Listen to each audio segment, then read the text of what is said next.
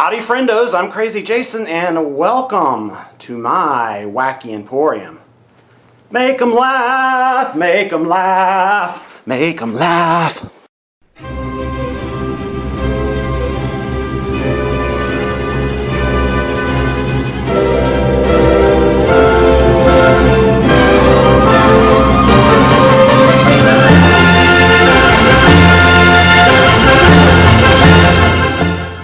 To me the other day that I haven't done a cube collection update in a very long time.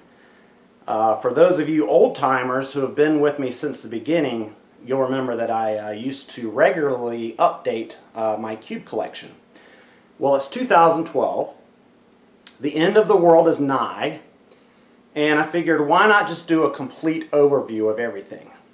Some things have changed, especially down here in the bottom. Up top, and the first couple of rows, not a lot has changed. I switched some cubes around, but below I've made some changes, and there's even some cubes down there that you haven't seen because I've never done a complete overview of the entire thing. I'm gonna try not to make this an overlong video and just get through it.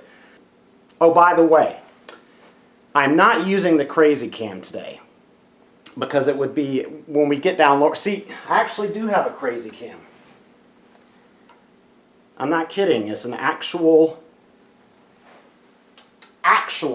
piece of production equipment here on the Wacky Emporium. But my hand will have to suffice. It's sufficed for well over 30 years, and it'll continue to suffice. Double entendre. Sometimes I like to, never mind. Okay, let's move on to the close-up. Okay, so finally now we can get into it. This is what I call my top shelf, as if there was anything else I would call it. Let's go left to right, shall we? And let's get my old bones on up here. This is a T600, obviously, bobblehead. His eyes used to light up red, but they don't anymore. By the way, pay no attention to the Blu-rays over here, because they are out of order. And I don't like people looking at my dirty laundry. You know what I'm saying? Here, of course, we have Dr. Zaius from Planet of the Apes. And behind him we have the briefcase edition of Blade Runner. Now, that briefcase edition is actually the HD DVD edition, which I think is kind of cool because I also have the 5-disc, where is it? Where is it? Ah, here we go. See, I also have this bad boy on Blu-ray, which I didn't realize was out of print until I found out they're releasing yet another edition this year, which makes me kind of angry. But at the same time, I'll probably triple dip for the lossless audio. Hopefully they'll put some more features in the release. Above that, we have the 40-year evolution, Planet of the Apes, all the Planet of the Apes movies, minus, obviously, the Tim Burton version and the newest version, which is an excellent film. Moving on, we have a Cylon. Now, I was a fan of the original series as a child. You know, it was a fun, campy, you know, early 80s sci-fi show. But what I'm really a fan of is the new series. It's just great drama. One of the best TV shows of all time, in my opinion.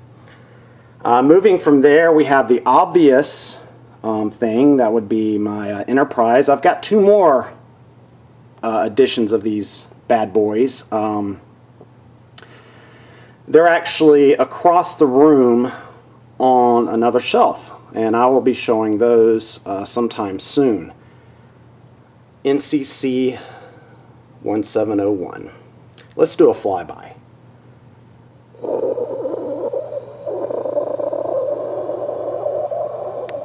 Did you like that sound effect? That was awesome. I love flybys in Star Trek. But anyway.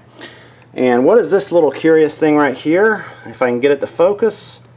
That is actually an Art Asylum official seal of insanity. And guys, you know that is right up my alley. I had to tacky that there. Behind the ship is a really nifty poster with all of the Fallout boys from Fallout 3. Going for some close-ups there. Fallout fans will recognize a lot of these, most of them. Moving on, we have more Star Trek. That's right. Hey, Crazy, why did you put Picard and Data and Wesley Crusher and Beverly all together in a scene? Which, by the way, that Beverly, in other words, the uniforms don't match up. They're all from different shows and movies. I don't know. It felt right. These are some characters that spent some time together. You know, they had relationships. I always loved how Picard, you know, ragged on Wesley. Mr. Data, take Wesley and bend him over my chair. Behind that, we have the Blu-ray sampler. And yes, I still need to get the first season on Blu-ray, but, you know, expenses. And looming over them all, I thought it was very fitting. I have a few of these figures, but I figured to put Q here. It just seemed fitting to have him looming over John Luke and the crew.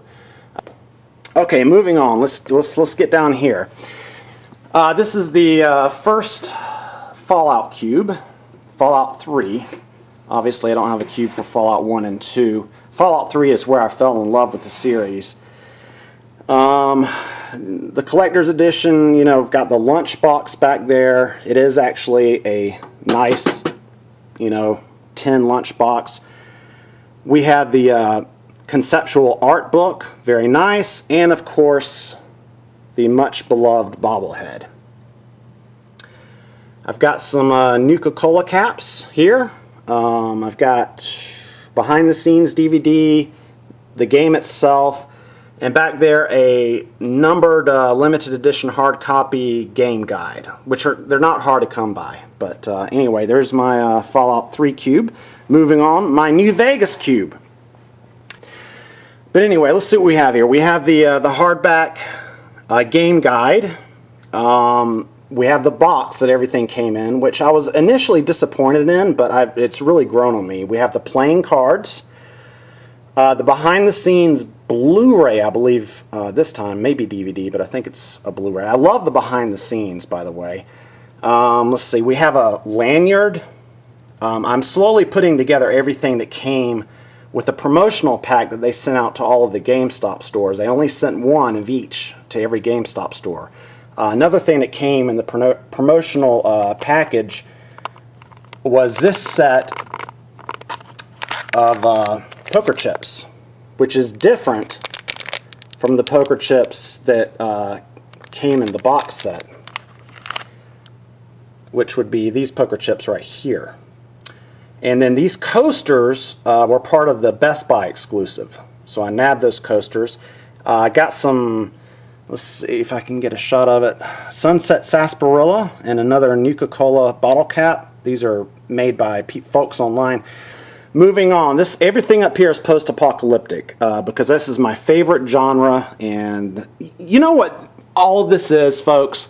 This is not a display. This is a shrine, basically. It's kind of a creative outlet for me to sort of move these things around and place them sort of in you know, expressing myself and the things I love.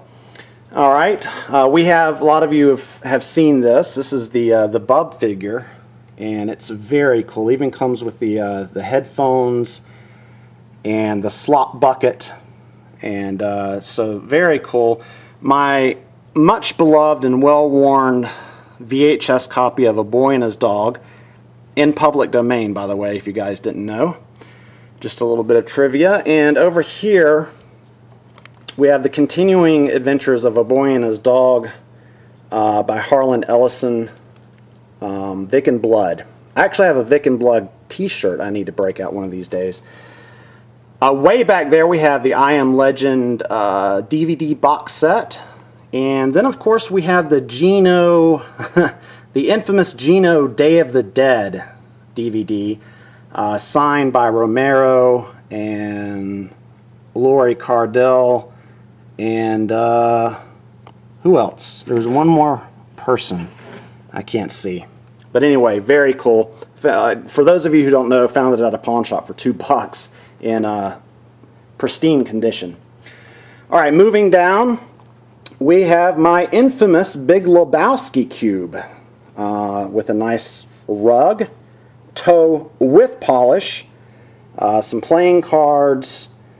Let's see here, the bowling ball edition, the steelbook edition, the Cinetype, and there's a lot of other stuff I have that I could not fit in the cube. I think this is pretty much done. Maybe room for one or two other small things, but other than that, I'm pretty happy with my Lebowski cube. Moving on, more Star Trek. This is my shrine to Abrams' Star Trek. I loved that movie. Thought it was a great reboot and a great way to introduce a new generation of folks who had never seen Star Trek before to the Star Trek universe, and in the process giving us more Star Trek. We've got Spock Prime here, and we have the Enterprise. This Enterprise, I believe this Enterprise is made by Playmates. And then back here we have Shinzon. No, I'm sorry. It does sort of look like Shinzon, though. That's an inside Trek joke for you Trekkies. Shinzon, by the way, was played by Tom Hardy. Little piece of trivia, just in case you didn't know. That was in the last Next Generation movie, Nemesis. Back there we have the Steelbook. I believe that was the FYE exclusive Steelbook. If I'm not mistaken, you Steelbook hounds out there can correct me if I'm wrong. And then, of course, we have the really nice hardbound Star Trek Countdown, which came out before the movie and gave you some backstory leading up to the movie. So all in all, I'm really pleased with this cube. So let's move on to my Christopher Nolan cube. Of course, we have the Dark Knight Backpod edition. And on either side of that, we have the Dark Knight Steelbook, which I need to unravel. And the Batman Begins. I love that back image on that Steelbook. And then we have the UK box set that comes with the totem and the Blu-ray. This is an all-region, by the way. I have since gotten a couple of other copies of Inception, so I don't have to pull that out, because I watch this movie quite a bit. I watch both The Dark Knight and Inception, probably in my top 5 most watched Blu-rays. I'm still not sure about it, but let's move on to a cube that I happen to really like, and that is my Alien. It's mainly my Alien cube, but this is an Alien Predator set that was an exclusive Toys R Us set. And moving in for a closer look. Oh man, where did I get all this stuff? I can't even remember. This is actually a screen use tile that Disc Junkie sent me. This screen use tile from Alien vs. Predator, which I recently rewatched, and it wasn't that bad of a movie. I mean, it's a good, cheesy sort of B movie. But anyway, for those of you who haven't been to Disc Junkie's channel as of yet, please go. That guy is the final word on special editions as far as Blu-rays and DVDs. These guys are really nice. They're very well detailed. I loved the latest Predators movie, the Robert Rodriguez produced Predators movie. And of course we have the skulls, which are also really, really finely detailed. Really, really nice. If enough of you guys want me to, I can pull these things out and show really in depth, if this is not enough. Now, moving on to one of my favorite things of all time, and that is the Halloween series. God damn, I love these movies. I just fucking love them. Now, this Halloween will likely be the first time that I will be able to watch all of the Halloween movies on Blu-ray. Because I have the first Halloween on Blu-ray. I have Halloween 2 on Blu-ray. Halloween 3 is being released in September. Halloween 4 and 5 are being released either this Tuesday or next Tuesday, I believe. And then I have the Halloween Curse of Michael Myers. I believe H2O and Resurrection are also out, released by Echo Bridge, I believe. So yeah, I should be able to watch all of the Halloweens on Blu-ray, which has been my dream for October for the past couple of years. But and I suppose that when I have all the Blu-rays, I will just move out these DVDs and put in the Blu-rays, save, because I have 3 editions of the first Halloween here. I will probably keep these guys, but move everything else out, save for that and the limited edition VHS copy, which is very cool. And then of course we've got Michael Myers over here. With Blu-rays being smaller, I envision hopefully being able to add to this cube, maybe pushing stuff back and adding things, I don't know what, but there's a lot of Halloween collectibles out there that one day down the line I'd like to get into. But October is coming up just right around the corner, and I've been holding off watching some of these movies, to be honest with you, in anticipation of the Blu-ray and just in anticipation of October in general. Okay, moving on. Now we're getting into the first of my movie books here. I'm not going to go in depth. You can see what all I have here because I have been planning for a very long time to do a specific video on my movie books. Alright, down here we have some more Blu-ray box sets. The Goonies, Looney Tunes Platinum Collection Volume 1, which I plan on doing an in-depth review of what comes in the box set and talking about the early Looney Tunes cartoons, One Flew Over the Cuckoo's Nest, which I still need to unravel and watch, and Heathers. This is a good example of why I might want to change up the top shelf. Even though I love all the science fiction up there, I'm wanting to start to display some of these guys, especially this 10 Heathers box set. Moving on, we continue with the Coen Brothers. That's another one I would love to display, and that's why I set it up this way.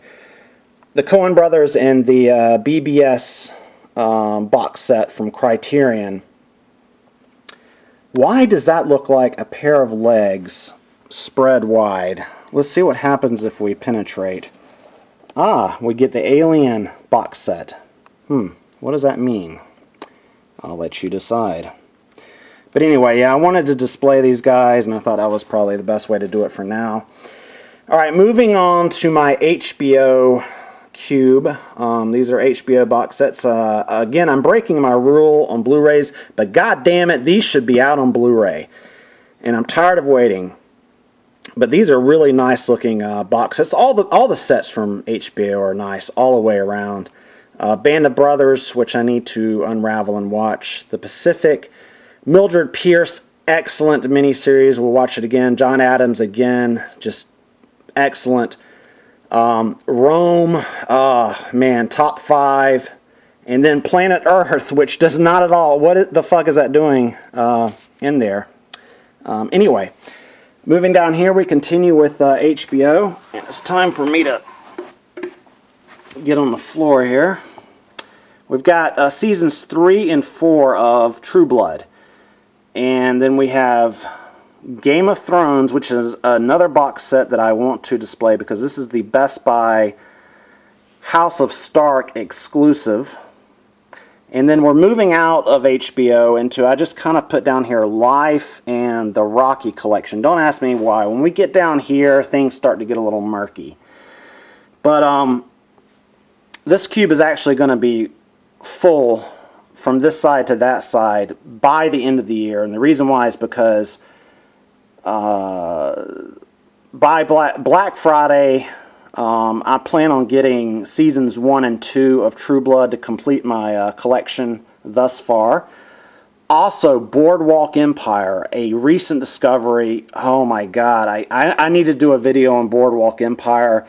It's an incredible series, and I believe that it's the same guy, Bruno Heller, that created Rome. I may be mistaken, but it would make sense because Rome is just impeccable, and so is Boardwalk Empire. But they'll be releasing Season 2 on Blu-ray very soon, and I'm hoping that Season 1 will also be part of the deal.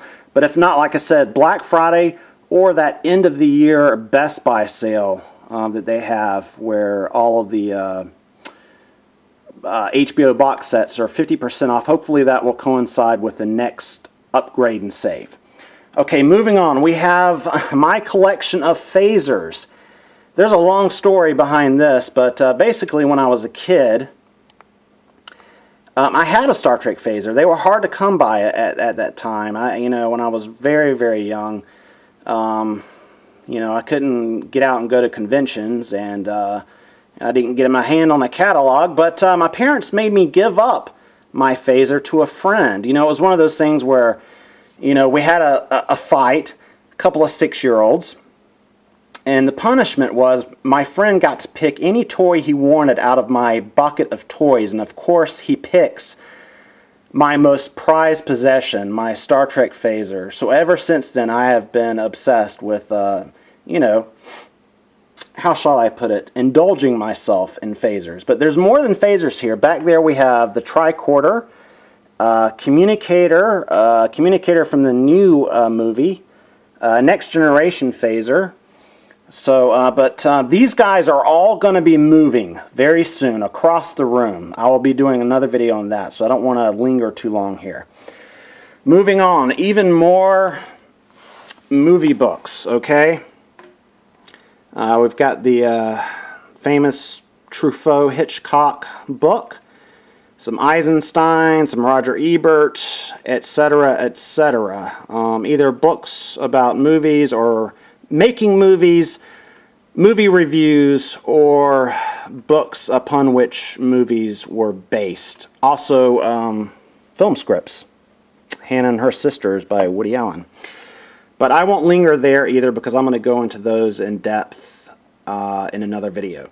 Now, all the way at the bottom, we have my ode to the dead format of VHS. And I picked these specific movies out because these, for whatever reason, were the movies that I watched when I was a young lad. Breakfast Club, Stand By Me, Lucas, The Sandlot, Neverending Story, Point Break, Logan's Run, Friday the 13th, Annie Hall.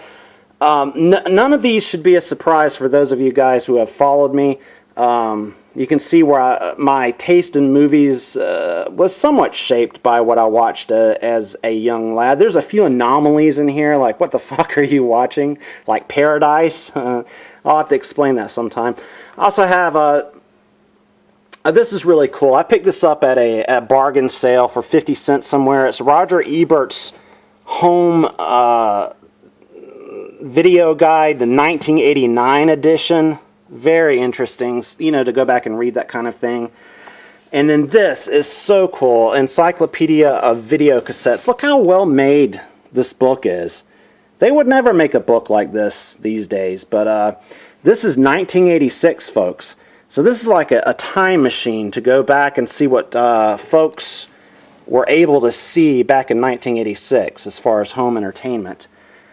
And then another dead format over here is the last of my HD DVD collection. Now, let me say that most of these I have not upgraded to Blu-ray, because as long as my HD DVD player works, knock wood,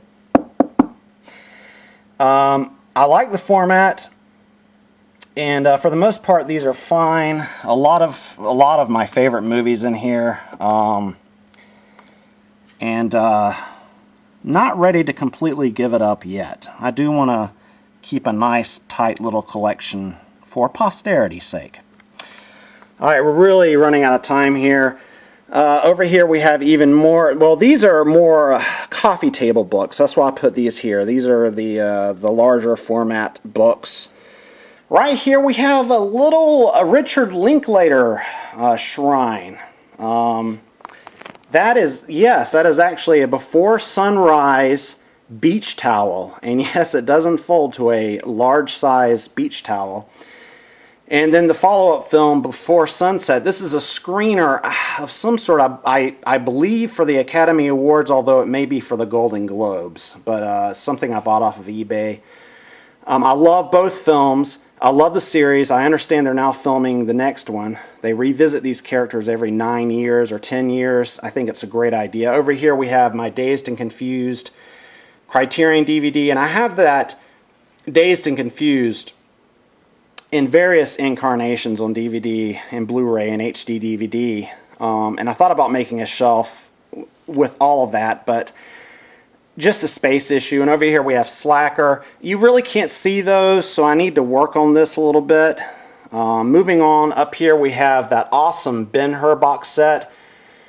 You know, when I open this up, as cool as the slip looks, when I looked behind it and saw this, I was like, that is so classy. You know, I just wanted to display it this way without the slip. Okay guys, well that's basically it, top to bottom. My cube collection, or my shrine, or whatever you want to call it, to most of my beloved things. And of course, as always, it's growing, and I have things in other parts of the room and so forth. Alright, my good friendos, well that'll do her. Thanks for watching my 2012 Cube Collection overview.